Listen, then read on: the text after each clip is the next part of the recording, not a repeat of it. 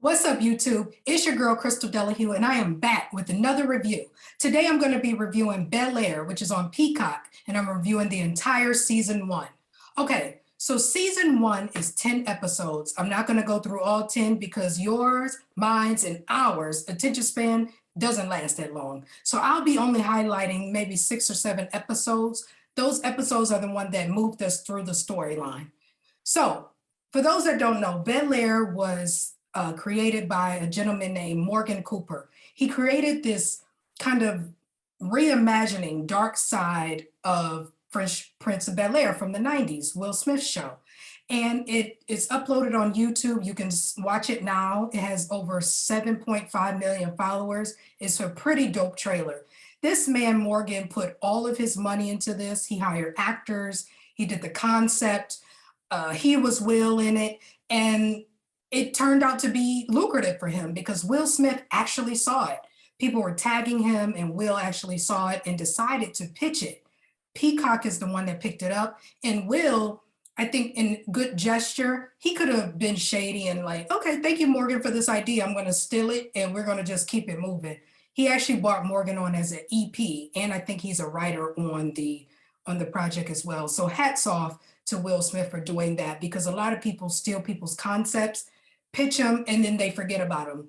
This time it worked out. So Black men uplifting other Black men, and now Morgan Cooper is in this other world of Hollywood, just off an idea, a reimagining of something that's so funny, so beloved from the 90s. And he reimagined it a little bit darker, but more realistic, I will say. It's not dark to just be dark. It's dark as in realistic, because this new Will has real life issues. The real Hillary has real things going on. Uncle Phil and Aunt Viv and Carlton, this is real life stuff going on. Even though they have money, it's like, well, let's look at the real that is going on. So I love this concept.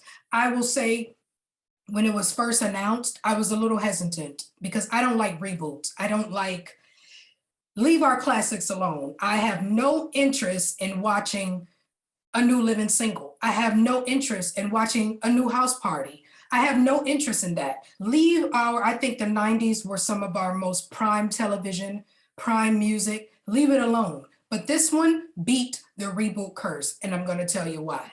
So, first of all, this show is brilliant. It's starring a lot of new people. I've never seen any of these actors, and I think that's wonderful of Will Westbrook Studios and the other people that are attached to this project. They didn't get just faces and names to just sell the show, right? Will's name was enough to be an EP on it. So he's like, look, if I believe in it, then all of Hollywood and all of the fans of Fresh Prince of Bel-Air should believe in it. But we're gonna hire some new faces. We got Jabari Banks. I've never seen him before. He might've been in some things before. I don't fully know his story, but I've never seen him before. He's the new Will Smith, right? We have Coco Jones, who's my favorite on the show. She's Hillary Banks. And they're not portraying her as a ditzy, dumb, just society, how Hillary was. Hillary is a businesswoman, right? She is an internet sensation. She's a socialite, but she's not dumb. She's very smart. And I think that's important to say, that coming from a well-grounded background that she is, where your father's a DA, lawyer, soon to be judge and what have you. Your mother's a professor, but also an artist. You're a dummy. I'm so glad they didn't do that. She is now a socialite on Instagram. She has all these followers and things like that, which is honest, because that's where a lot of the young women get their fame and money these days, is on Instagram. So I like that they took that twist and her journey throughout the show of what she's willing to do with her integrity on Instagram and how she wants to sell herself and what is real and what is not for her to get popular. So I'm loving her character in this show. Next, we have Ali, I believe it's Sholaton. I'm so sorry if I pronounced your name wrong, but he plays Carlton. Now, we all know Carlton was a geek, so to say. He was a nerd. He was jealous of Will, especially in the first season when Will came in. But that was pretty much it. There was some dark things about Carlton in the first show, in the Fresh Prince of Bel-Air. like when Will was taking, I believe, speed or something like that to stay up to study for finals and whatnot. And Carlton dabbled in, he ended up taking those thinking there was vitamins, and then he was high for like a whole day. Carlton also had a dark side of him where him and Will got robbed in Fresh Prince of Bel-Air. He bought a gun to protect himself because throughout the whole series, I believe it was 5 seasons of Fresh Prince of Bel-Air, he was looked at as a coward, right? Or as a sellout. So in this reimagining, Carlton is really dark, okay? He is a user of drugs and not just weed, okay? He uses Xanax and he does cocaine. And he also has that jealous spirit and that jealous, but he also suffers from anxiety. Let me just say that. I don't want to just paint it like he's just this dark character. He does suffer from anxiety, but the drugs and everything are very heavy in this. And I thought that was an interesting, some people don't like it, but I liked it because I think it's a play on the original season of, he did take those vitamins, you know, and he was on speed for a whole day and he did buy a gun. So Carlton wasn't always just this cookie cutter character. There was a dark side to him a little bit. And I like that this reimagining explores that. It may be to an extreme for some folks, but I loved it. This actor does a wonderful job of playing the villain, quote unquote, but we see later on his character arc does change, and I'll be talking about that. The next actor we have is Cassandra Freeman. She has played Michelle Obama, I believe in, it's a YouTube movie about the Obamas, and she played Michelle Obama, and ironically, she does kind of favor her. It's very interesting. But she plays Aunt Viv. She's a chocolate sister, so I love that, of course. But she's a wonderful actor. She's smart, she's a professor, but she's also an artist, and I thought that was pretty interesting take. She paints and things like that, but she's let the painting go to, you know, support her husband and things like that, and support her kids. Lastly, we have Adrian Holmes, who plays Uncle Phil. I've never seen this actor before, but I think he's wonderful and he's good to look at. He's very handsome and he's chocolate too. Like the whole family is chocolate except for Will, and I like that. We also do have an Ashley, but she's not memorable, and I'll talk about that later. But she's, you know, they do have an Ashley. I adored Ashley in the Fresh Prince of Bel-Air because Ashley was so cute and naive. She had a naivety to her. Her and Will meshed very well. She looked up to Will. If you remember that dinner scene where she rapped the prayer and Will just laughed, and they're like, what happened is like, Will's been in our house for all of a day and Ashley is now rapping the prayer. We got to get this kid out.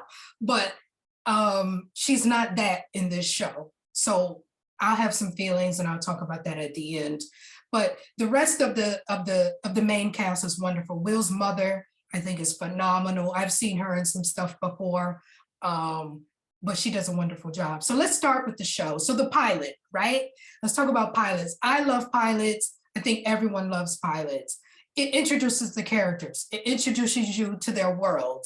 Now, of course, we don't really need to be introduced to this world because all of us 80s babies and 90s babies, we know where this is coming from. We know what Fresh Prince of Bel-Air happens, why it happens, why he comes to Bel-Air. He says it in the theme song. He got into one little fight and his mom got scared, right? So in this one, it takes a little dark turn. So we're introduced to Will.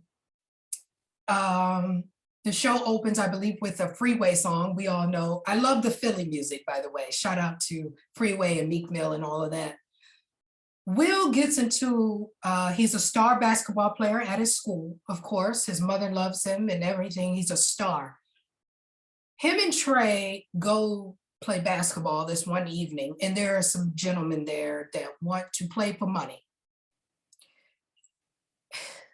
It never goes right, right? When you are gambling, especially for money, it can never go right. And I feel like Will and Trey may have been hustling. That never goes right. My people out there, if you know the show, the movie, Original Gangsters, that movie opens up with a murder because of a basketball game that went wrong. If you've never seen that movie, go check it out. It's a low budget film, but it's one of my favorites. And it stars Jim Brown and, Pam Grier, all these other wonderful people.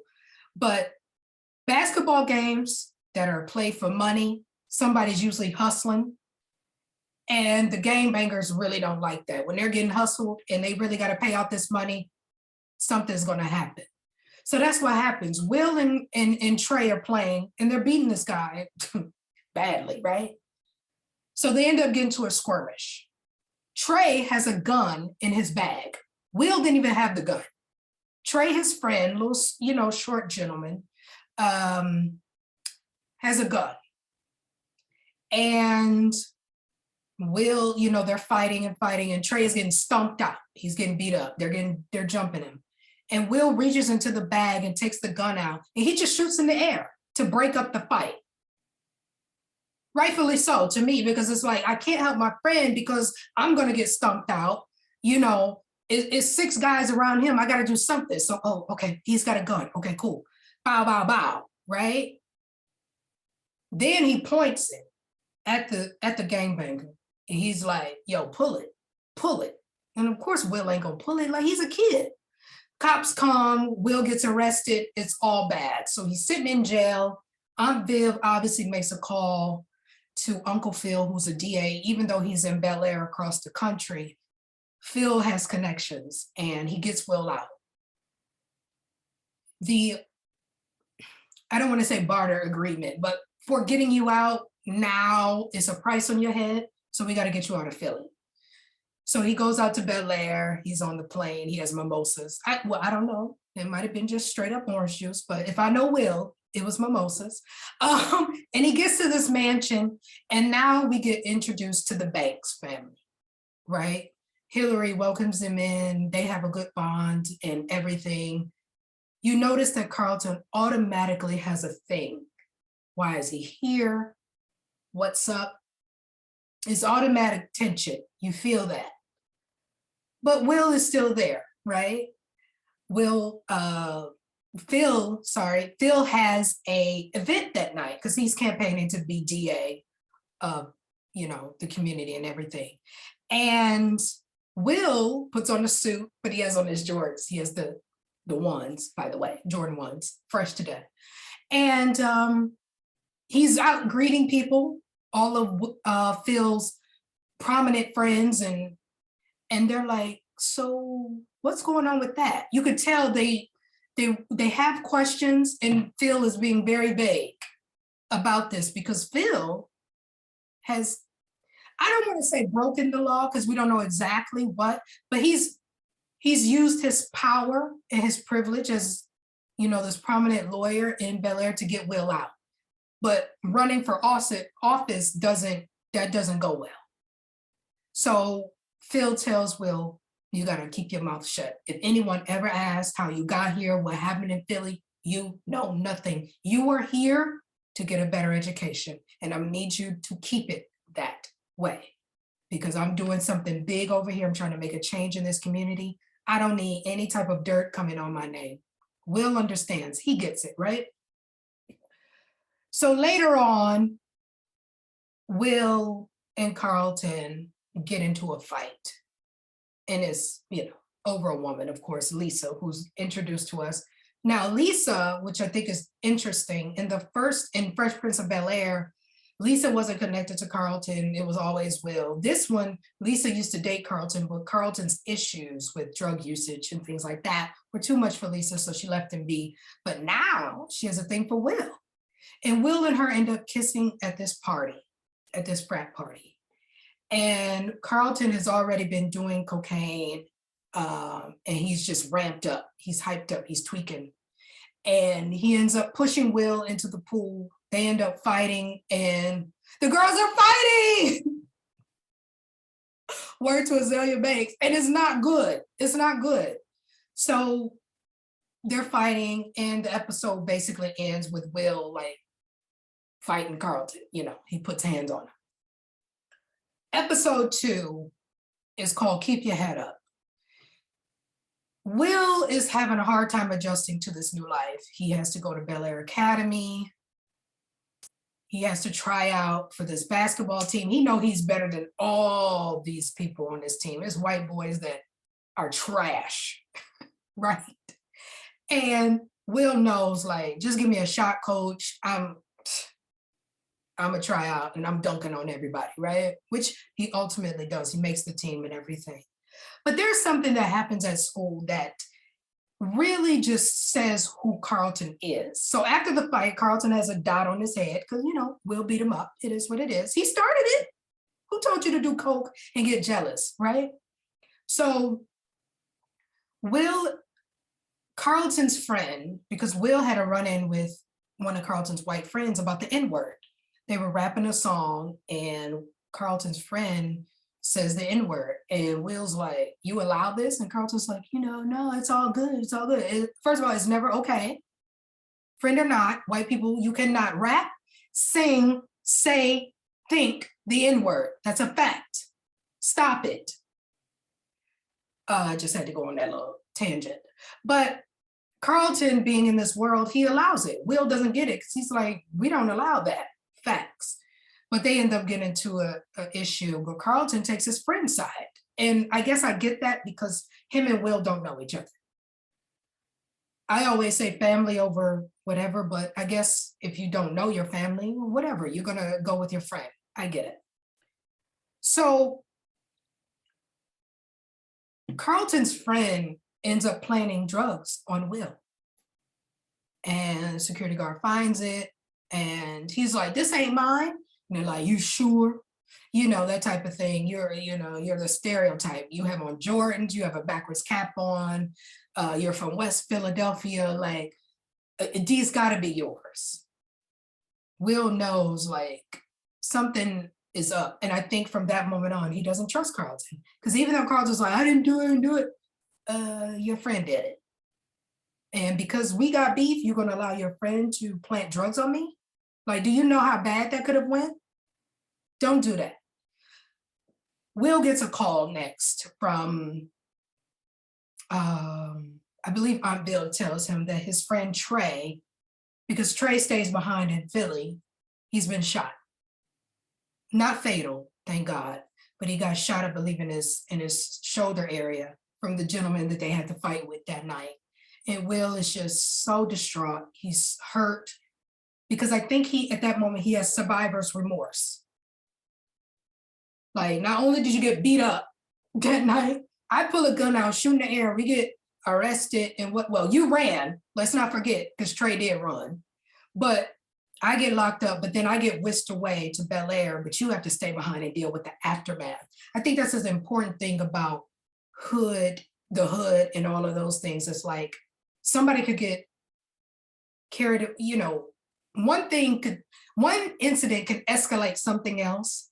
And then we all have to live with this and then live with the repercussions. But if you get carried away because you have that privilege of having a rich family that can get you out, I still have to stay and possibly my life is now in danger. So that's something I think Will has struggled with and that always probably will struggle with, and that's survivor's remorse. But thank God for a good family, right? I don't think you should apologize for having a good family. You can't take everyone with you. And I'll speak on that very shortly. But then Will does FaceTime Trey. Trey is okay. He has a bandage and he's okay. But he tells him, old dude is still looking for you. He's going to find you. And so that leads me to the next episode of Canvas. The guy finds Will's video of him playing basketball online. That's the thing. Everybody's on their phones. And he was like, oh, we're going to go get him. So some kind of way, Jeffrey knows somebody. I mean, Jeffrey, I forgot to mention this in the beginning. The new Jeffrey is not the old Jeffrey, okay? So the old Jeffrey we know is, he's English and he's the butler. He has shade for days. Jeffrey can read, honey. He can read with the best of them. But the new Jeffrey is more, he calls himself a house manager. But to me, Jeffrey is a killer. Jeffrey has all the means and probably the money to handle situations. So Will goes to Jeffrey and tells him this guy is on me. I think he's close to finding me. It's some issues that happened in Philly and I'm scared. Jeffrey says, I'll handle it. Jeffrey, next thing you know, Jeffrey's pulled side-by-side car with somebody. They have a little conversation, and the next thing you know, Will gets a call and says from Trey that old Jude has been taken out. Bang, bang. And Will was just left. The end of the scene is, oh, okay. That's who Jeffrey is. Jeffrey got a body about a week ago. Word to Bobby Smurder. So that's interesting. So we were all on Twitter like, oh, Jeffrey about that life. Jeffrey is not just a house manager. Jeffrey will order a hit.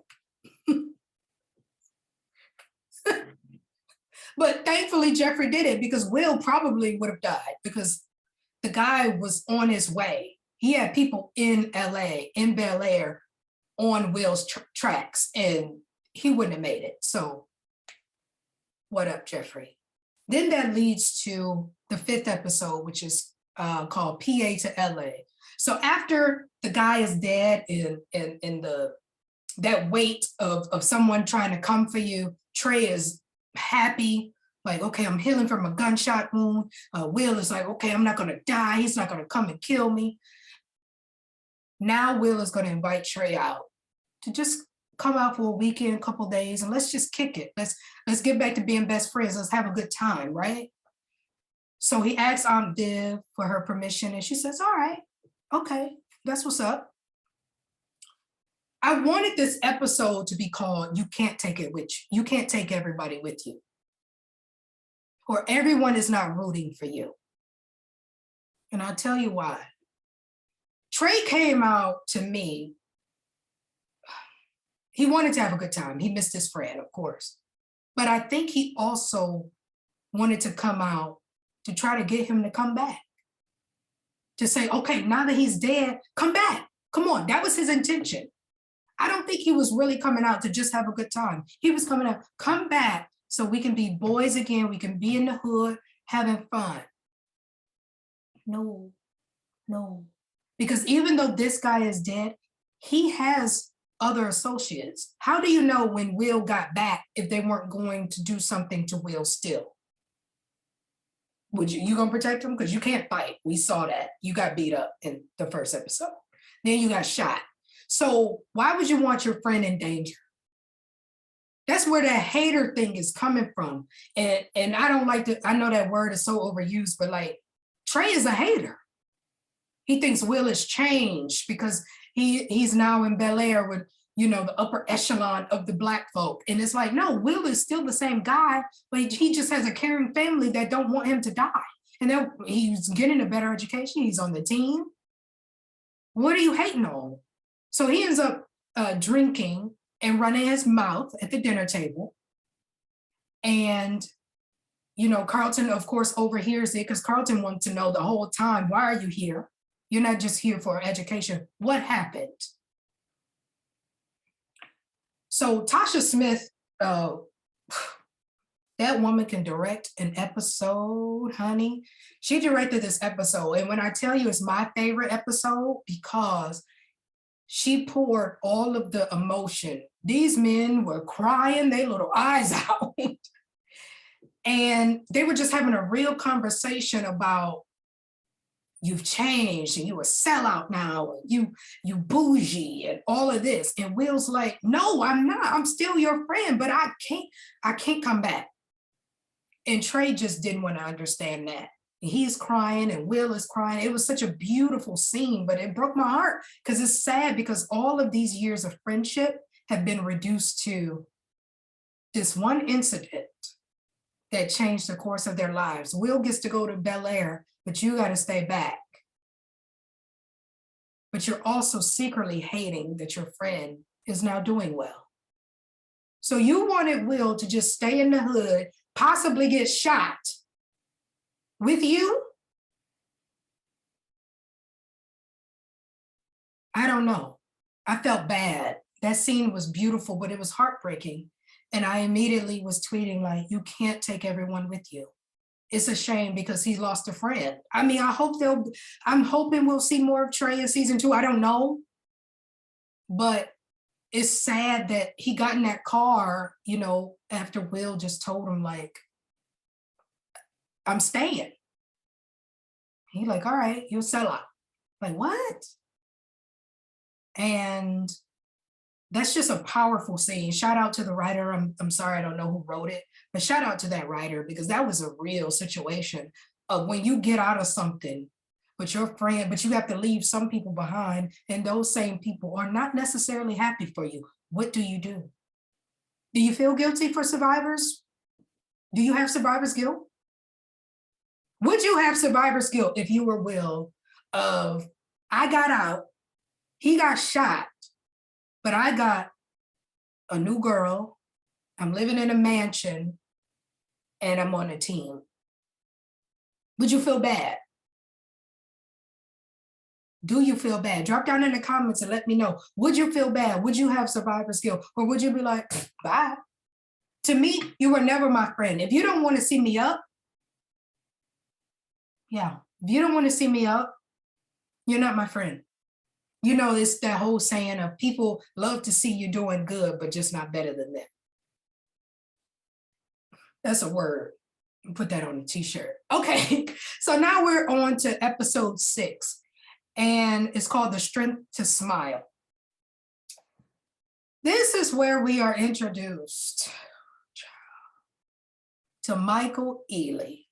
He is playing a gallery owner artist named Reed Broderick, who is a dog, and I can tell he a dog because of just his slyness. Ever since Michael Ealy dropped them 2 kids out of that window in For Color Girls, I haven't forgiven him.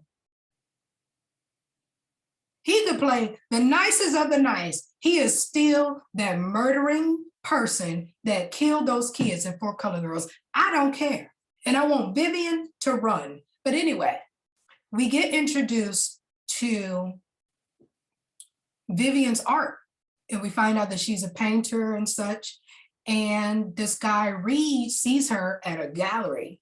And the moment I saw Michael Ealy, I was like, you are up to no good. I don't trust you already. You don't have to say a lie. I don't trust Michael Ealy. You cute though. You so cute, but I don't trust you. The other subplot of this was Carlton had a huge breakdown in this one. It was where Lisa was honoring her mother at an event, and she needed Carlton's help to read, I believe, a poem or something that she had wrote. And Carlton's up in the mansion getting high. He toe up, y'all. And Will has to step in, and I think that's where her and Will really bonded. Like, they had been flirting and kissing a little bit, but that's where they really bonded because Will showed up for her. Carlton could not get off the dust for 5 minutes to have his ex-girlfriend's back. But this is the first time we see the human Carlton. I hated him until this. That's how you know you're doing a good job. Shout out to you. You're doing a great job, Ollie, because I hate you until this episode. Will finds him in a state. And he's going off, and he's breaking down. And Will just comforts him. It's such a beautiful scene. You see Carlton weeping on Will's shoulder, and Will's just holding it. Like, because Will's done a lot of crying in this season. And I thought that was another good thing about this. By turning it dark, we see the vulnerability of Black men, and I think it's wonderful. The men have been crying way more than the women, and I'm like, shout out to y'all. Get those tears, men. But Carlton admits he suffers from anxiety. And I'm like, oh, okay. I just thought you were a jerk. But he suffers, he has a condition, he has a mental health condition, and he uses Xanax and cocaine to cope. And it doesn't help. I think that he comes from a well-to-do family. When your parents are as successful as the Banks, Your sister is a socialite on social media. She has all these followers. She's gorgeous. Your dad is about to be DA. Your mother's this renowned professor and painter. You have to live up to that, even if you don't want to. What if Carlton just want to be like, yo, I just want to knit. I just want to play checkers every day. He can't do that. He has to wake up and be a success. He has to play lacrosse. He has to have a 4.0 GPA. He has to be student council president. He has to do all of these things to deal with the pressure of being a Banks. That's tough. And that, I think, will cause anxiety, because if for one moment someone sees you as not measuring up to your father, that can cause some issues. And, being around that environment, you have access to whatever you want. So your friends can get you whatever drug of choice that you need. It was a really heartbreaking scene. And for the one time we saw his heart, and I was like, oh, he's not just a jerk. I still don't like you, but I understand you just a little bit more. The next episode I'll talk about is episode 8. It's called No One Wins When the Family Feuds. Brilliant title. Word to the Carters. Will's mom comes to visit for Will's birthday. She said, I've never missed your birthday. I ain't gonna stop now. So she flies out on a private jet. Man, they got so much money. She celebrates his birthday, but Will has a little question for Mom Dukes. He says, what's up with my daddy? He wants to know about his father. He has questions about Lou. All my Fresh Prince fans, y'all know Lou. We saw Lou for one episode, the episode where Will Smith shed all those beautiful tears into Uncle Phil's armpit. It was a beautiful scene. And Will's lip was quivering like, well, you don't want me, man. Don't you ever forget it. It was monumental. Premium 90s television. So he asked about his dad, and his mother's like, oh, here we go. I don't want to answer this. You could tell it's something brewing. What are we doing? What's up with that? And this calls into a bigger conversation of secrets in Black families. What's up with that? I'm gonna need all of our parents, our grandparents, all of it, enough. Just tell us. We can handle it. You think you're protecting your kids with secrets. You're not. Will wants to know about his dad, but nobody wants to tell the truth.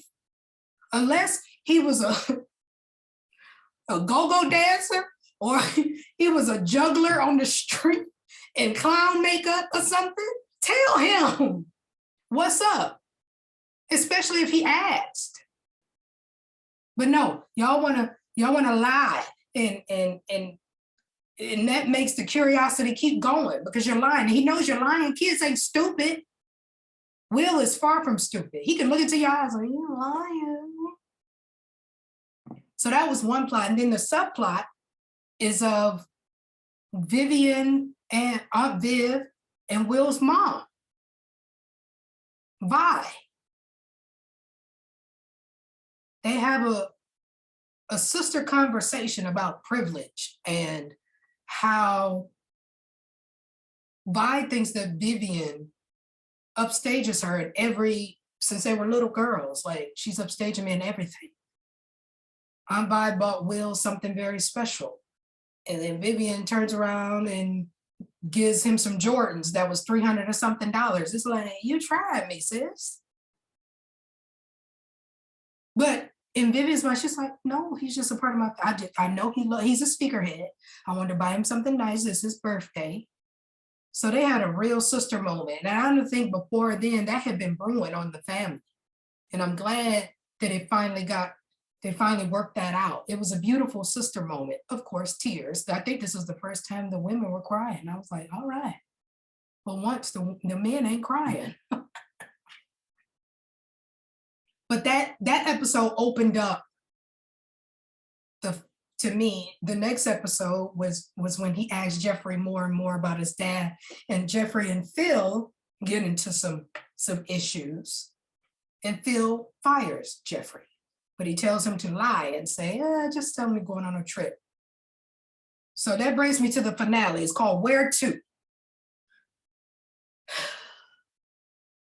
We're going to start off with Hillary and Jazz are dating. I love it because in the original, Jazz really liked Hillary, but Hillary would not give Jazz the time of day. He didn't have enough cash for mother. But in this one, Jazz owns a record store. You know, he's a driver. Like, he's cute. I love his haircut. Like, he's got the pure, you know, he's really cute. He chocolate too. I love it. I was like, ooh, y'all gonna have some pretty chocolate babies, honey. But they're dating. And then, you know, they go a little bit further. They make the grown-up thing happen. And I like that twist on the new show that Hillary and Jazz, I hope they last. I really do. I hope Hillary doesn't allow her new fame in this Instagram world to steer her away from Jazz, because Jazz is a real one. I think he will keep her grounded. I think he truly supports her. Especially when she was going through her issues with the gentleman that released that video against her will in the Insta house and everything, to the socialite house. He really had her back. So I really hope her and Jazz work it, you know, just stay together. Whatever you're doing, stay together. Don't allow your newfound fame or anything like that to break y'all up, because Jazz is a real one, for real. Vivian. Aunt Viv, sis.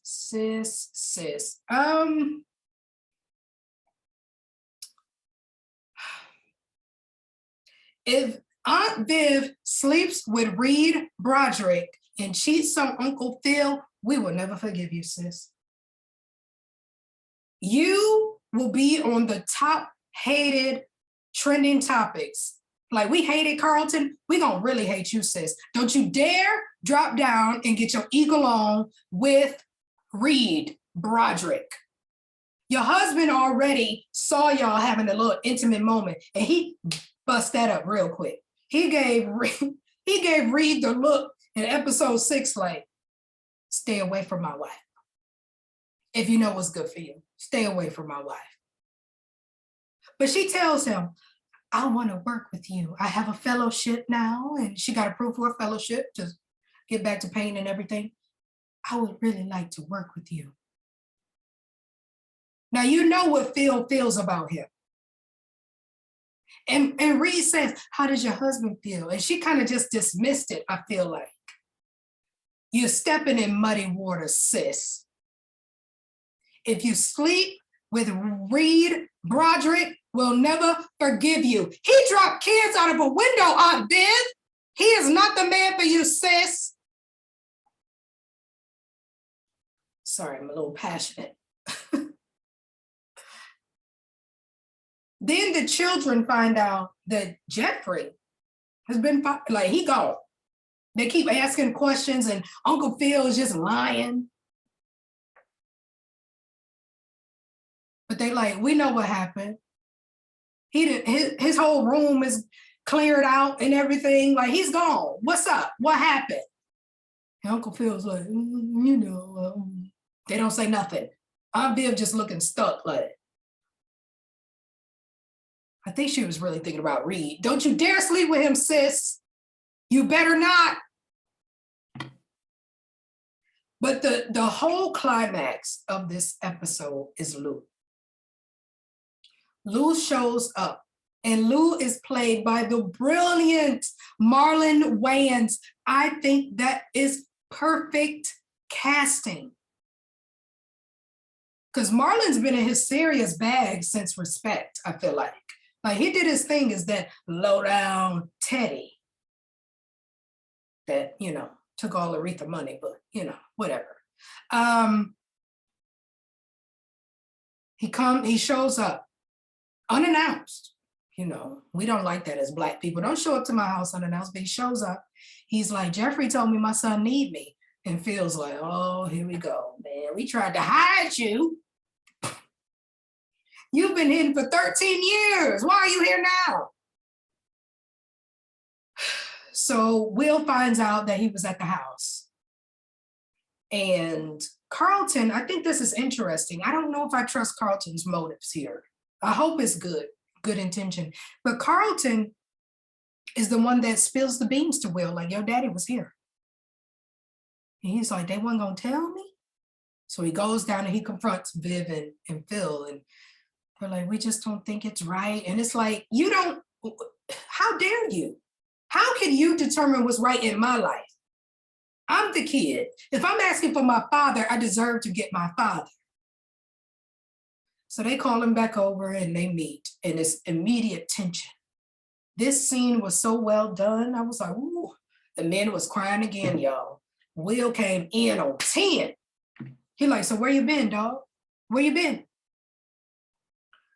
So Marlon explains, like, I was in prison and, you know, I've always wanted to reach out and all these other things.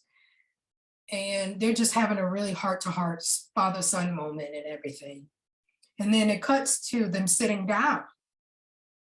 And Lou is going on. And then the conversation shifts and they have it out. Will calls him a BAN.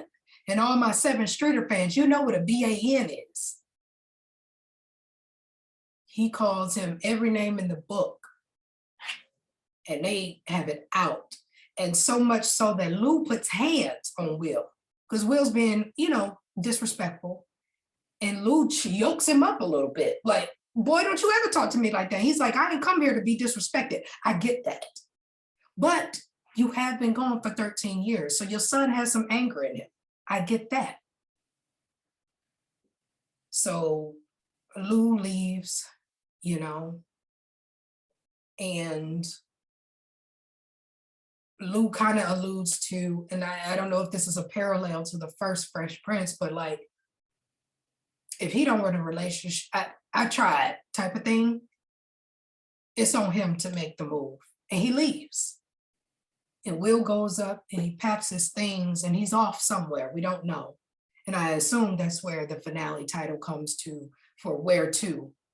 And nobody can find him. Carlton tries to find him. He even goes to Lisa's house to find him, because Will was supposed to meet up with Lisa to talk about how Lisa found out why Will was really in Bel-Air, the whole gun incident and everything that he had been hiding from her.